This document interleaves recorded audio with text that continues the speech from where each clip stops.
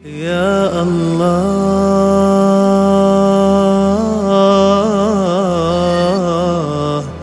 tentara bergajah ini yang diketuai oleh Abrahah ini merasa waktu itu tentara yang paling kuat, karena waktu itu jarang sekali di Jazirah Arab ada gajah, jarang sekali. Nah, ketika Abrahah yang ada di Yaman memiliki tentara dan bala tentaranya ini kendaraannya semuanya pakai gajah, ini merasa tentara yang paling kuat.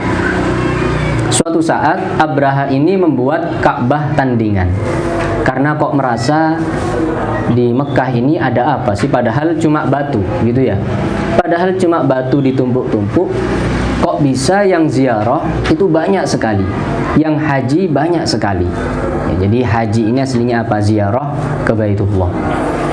Maka Abrahah membuat Ka'bah tiruan dari batu ya, dibuat persis seperti Ka'bah yang ada di kota Mekah. Akan tetapi dengan berjalannya waktu sama sekali nggak ada yang ziarah, nggak ada yang berkunjung kepada Ka'bahnya Abrahah. Maka malah ada beberapa yang berkunjung bukan untuk tawaf, bukan untuk memuliakan Ka'bahnya Abrahah ini, malah apa? Dibelepoti dengan kotoran-kotoran. Nah, sebab dibelepoti dengan kotoran ini, langsung Abrahah ini tahu ini jelas dari siapa? Dari orang-orang dekat Ka'bah yang ada di Mekah.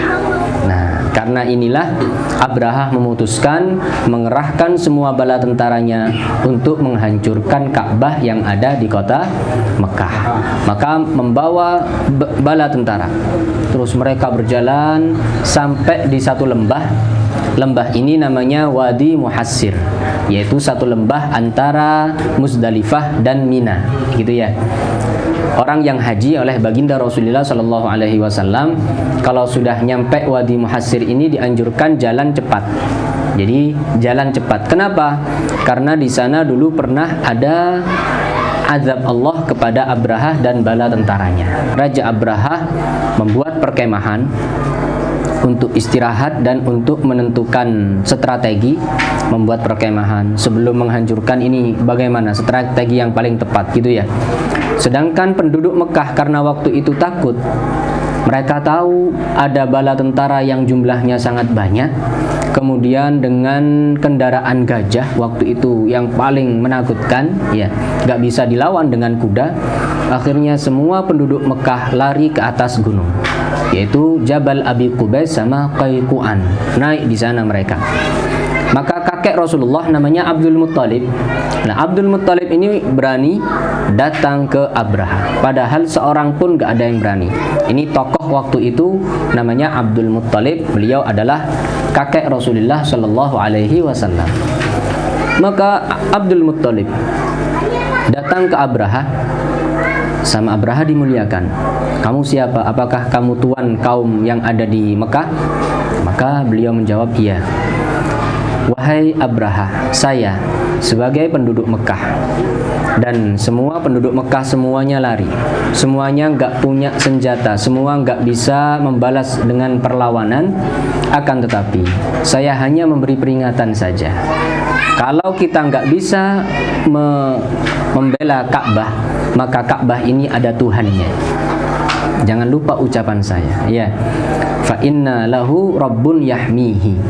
Baitullah ini ada Tuhan yang menjaganya, yang selalu menjaganya. Jadi saya peringatkan, jangan lanjutkan. Maka Abrahah tidak mendengarkan ucapan Abdul Muttalib ini.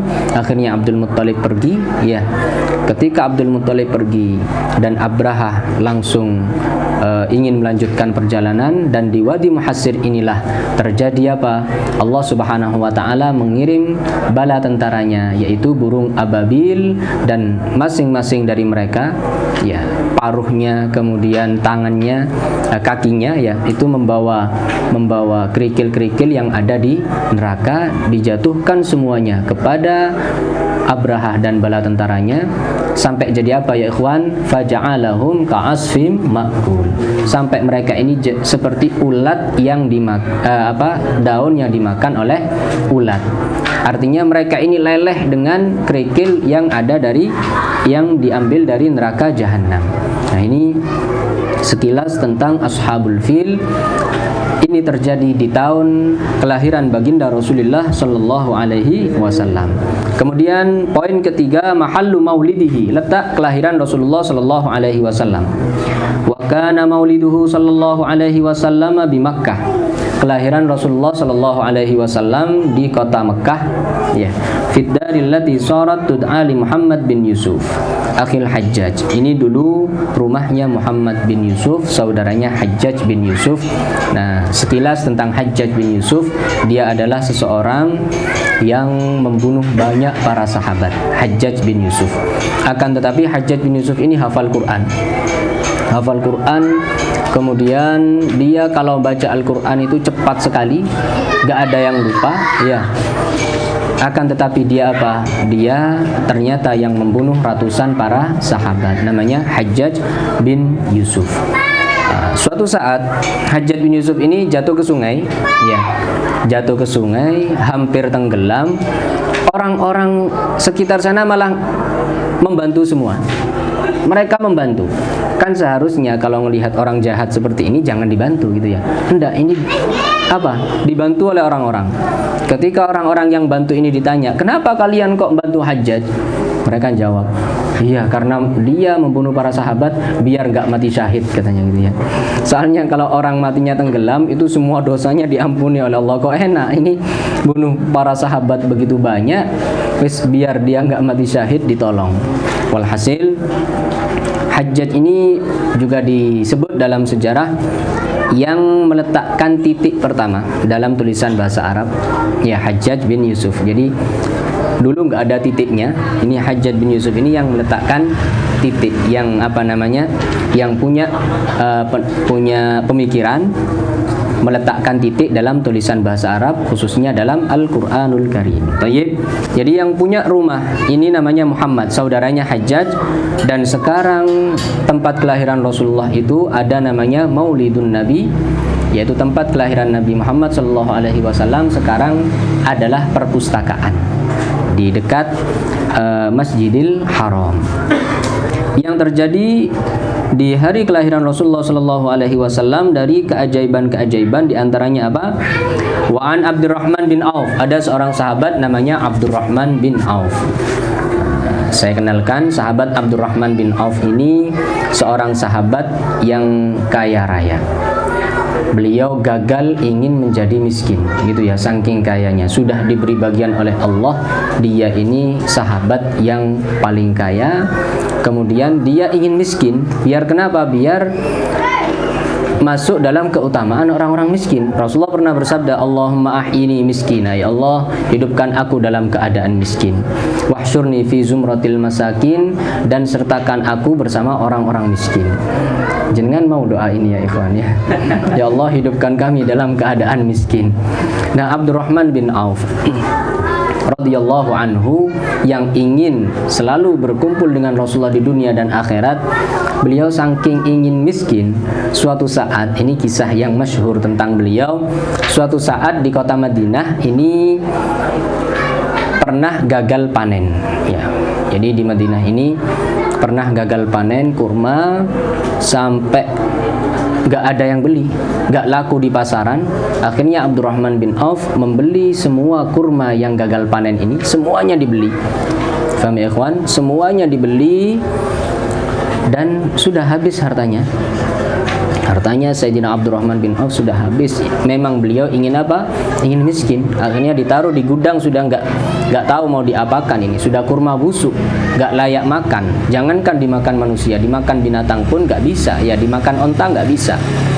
Walhasil beberapa saat tiba-tiba ada utusan dari daerah Yaman, dari seorang raja namanya Tubba, karena di sana terkena wabah, ya, terkena wabah penyakit di Yaman sana, di daerah Himyar.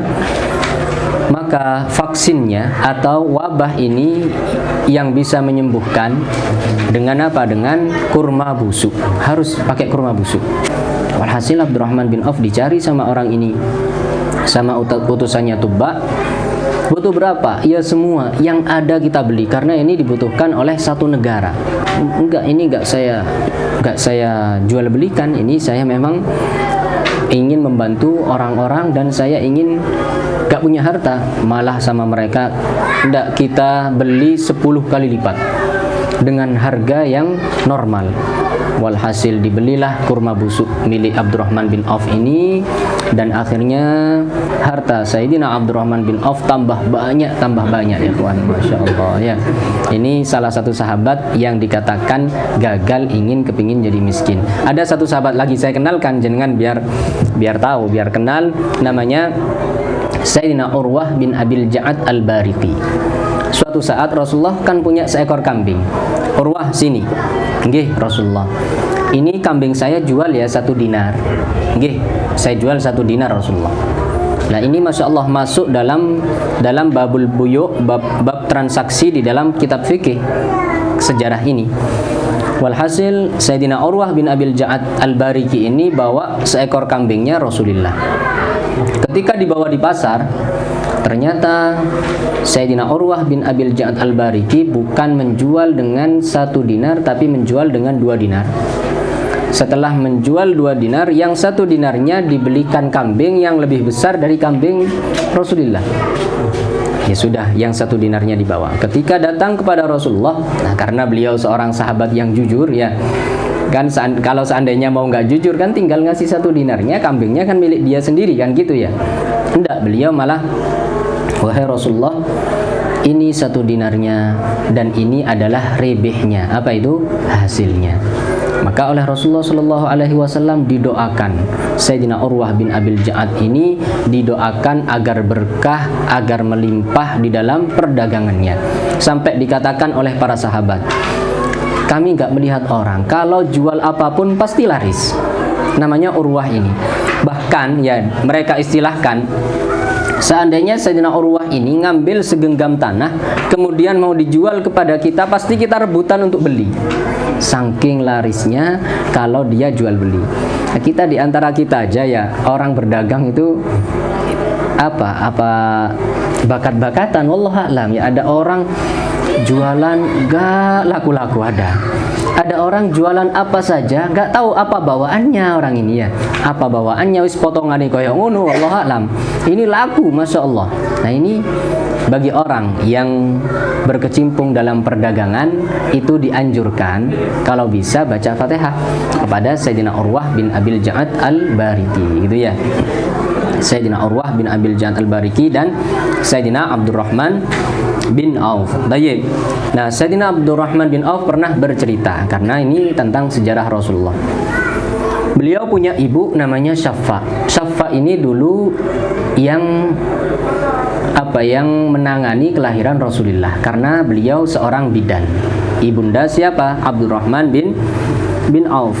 Syaffa bercerita, qalat lamma waladat Aminatu Rasulullah, ketika Aminah melahirkan Rasulullah sallallahu alaihi wasallam, waqa'a ala yadayya, bayi ini langsung jatuh di kedua tanganku, katanya Syaffa.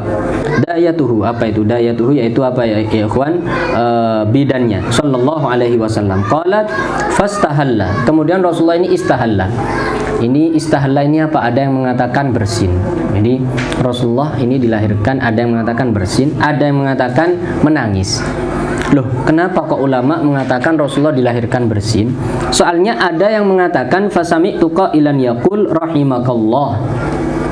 Ada suara tanpa ada rupa. Suaranya keras, yaitu rahimakallah. Nah, kata-kata atau doa rahimakallah ini tidak akan datang kecuali dari seseorang yang bersin. Nah, ini diprediksikan ucapan ini dari seorang malaikat untuk kelahiran Rasulullah yang waktu itu bersin, sehingga Rasulullah ini didoakan dengan rahimakallah. Makanya kita dalam syama'il yang saya tulis dan pernah kita baca, itu etikanya bersin, sudah kita baca, dan kita yang ada di sebelahnya orang bersin, selama kita bukan dalam keadaan sholat, kita dianjurkan untuk apa? Mendoakan rahimakallah atau yarhamukallah, gitu ya. Yang didoakan, jawabnya bagaimana? Yahdikumullahu wa yuslih balakum. Ini yang kita baca dari kitab Syama'il yang saya tulis. Istahalla fasami'tu qailan yaqul, maka Syaffa ini mendengar satu suara atau doa yang keras, yarhamukallah, mudah-mudahan Allah merahmati kamu wahai Muhammad, au rahimaka rabbu, wa hamalahuna 'alal utas. Ini para ulama, sebagian ulama memprediksikan ini terjadi karena Rasulullah sallallahu alaihi wasallam bersin bi qarinatil jawab alladhi yuqalu indal utas. Waqad asyara ila tashmid sahibul hamziyah rahimahullahu biqaulihi. Sahibul hamziyah, jenengan saya kenalkan, ada ulama yang punya syair akhir-akhirnya hamzah.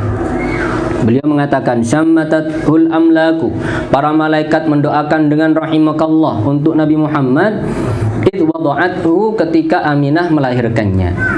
Kemudian wa syaffatna biqauliha syaffa'u, dan apa itu syaffa? Mengucapkan apa? Mengucapkan rahimakallah juga seperti ucapannya para malaikat. Siapa yang punya qasidah hamziyah ini? Yang punya qasidah hamziyah adalah Sayyidina Muhammad Syarafuddin Al-Busiri. Beliau penulis burdah. Beliau penulis apa? Burdah. Jadi Imam Busiri itu ketika nulis burdah, beliau dalam keadaan syallal. Syallal ini beliau cacat, beliau sakit parah, ya. Mungkin kalau sekarang beliau kena apa? Kena stroke, ya, stroke ringan mungkin. Sudah beliau nggak bisa kemana-mana. Akhirnya beliau ingin menulis bait-bait syair sebisanya, wis. Apa yang ada di pikiran saya tulis dengan bait-bait syair yang berkaitan dengan sejarah Rasulullah Shallallahu alaihi wasallam. Baitnya ada 160. Nah, ini sudah mengalir sudah. Sayyidina siapa? Al-Busiri. Karena mengalir tanpa ada paksaan, penuh dengan apa? Dengan penjiwaan, jadilah qasidah burdah yang dikenal di mana-mana. Di mana rumah beliau? Di Iskandariyah, Alexander, apa di Mesir itu apa namanya ya kawan? Ya, Alexandria, itu bahasa Arabnya Iskandariyah. Beliau hidup di sana 800 tahun yang lalu sampai sekarang. Bayangkan usianya 800 tahun burdah ini, sampai sekarang bisa dikenal di mana-mana. Di mana-mana, di semua negara sudah.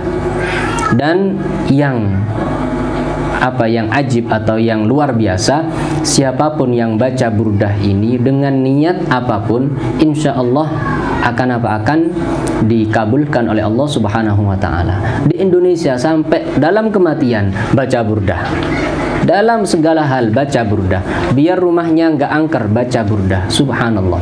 Padahal beliau tujuan utamanya hanya ingin memuji Rasulullah, gak lebih. Wis, saya ingin muji Rasulullah, diterima oleh Allah atau tidak terserah. Ternyata bukti pertama kalau bait-bait burdah ini diterima oleh Allah, sakit beliau langsung sembuh. Famablaghul ilmi fihi annahu basyarun, sudah puncak ilmu saya hanya bisa menyimpulkan Nabi Muhammad ini adalah seorang manusia. Wis, gitu saja. Beliau nggak punya inspirasi lagi. Apa yang mau saya tulis berikutnya? Dikatakan Sayyidina Muhammad Al-Busiri ini bermimpi bertemu dengan Rasulullah, dan oleh Rasulullah dituntun bait yang berikutnya, ya, famablaghul ilmi fihi annahu basyarun wa annahu khairu khalqillahi kullihim. Sampai 160 bait beliau diberi kesembuhan, dan namanya ahli syair jenengan saya kenalkan beberapa orang yang punya satu kelebihan itu, kalau disinggung sama ahli syair yang lain, oh kamu hanya bisa bikin syair yang terakhirnya mim saja ya, kayaknya kamu nggak bisa bikin syair yang terakhirnya hamzah. Ini hamzah ini, karena syair ini sulit kalau terakhirnya hamzah. Nah itu seorang ahli syair digitukan itu nggak bisa. Saya punya guru seorang munsyid, Syekh Umar Dobba, antum yang jenengan tahu semua. Beliau sendiri yang mengatakan Di dunia ahli insad ini nggak mungkin, ya jarang sekali mereka memuji insad yang lain. Malah cenderungnya itu apa? Mencari kekurangannya. Dan kalau sudah dicari kekurangannya ya seperti ini. Imam Al-Busiri ketika dikomentari, oh siapa yang nggak bisa bikin syair, terakhirnya mim-mim semua. Kan burda itu apa? Mim, ya. Siapa yang nggak bisa? Gampang, semua bisa. Coba bikin yang terakhirnya hamzah. Ternyata beliau bikin hamziah. Kalau burdah 160, hamziah ini sekitar 400 bait. Semuanya sangat luar biasa. Sampai disyarah atau diulas hamziah ini oleh para ulama. Di antaranya oleh Al-Imam Ibnu Hajar Al-Asqalani, beliau sampai mengulas hamziah. Dibuat kitab besar 2 jilid, syarah hamziah. Ada satu pertanyaan, tapi kenapa sih kok hamziah ini jarang yang kenal? Mungkin jenengan pertama kali kenal ini. Kalau hamziah ini ternyata tulisan Imam Busiri, atau Imam Busiri ternyata punya qasidah lain selain burdah, yaitu apa? Hamziah. Kenapa kok kita nggak dengar hamziah? Padahal kandungannya sama, padahal tatanan bahasanya juga nggak kalah dengan burdah. Apalagi apa? Terakhirnya hamzah ini sulit sekali, sulit. Tapi kenapa kok jarang orang kenal? Itu dijawab karena Imam Busiri ketika nulis burdah ini, karena motivasinya itu karena ada orang yang komentar seperti tadi gitu ya. Burdah Masya Allah keberkahannya, kemudian dikenal di semua masyarakat ya. Tidak ada orang yang mencela burdah kecuali akan kembali kepada dia sendiri. Ya, ada beberapa orang mencela burdah, banyak akhirnya yang mencela dia akhirnya ya. Akhirnya akan kembali menjadi bumerang bagi dia sendiri gitu ya ikhwan. Jenengan punya hajat apapun, jenengan mau menempati satu tempat dan apapun itu keperluannya, kalau baca burdah insya Allah di situ Allah Subhanahu wa taala akan memberikan pengkabulan dan kemudahan bagi kita.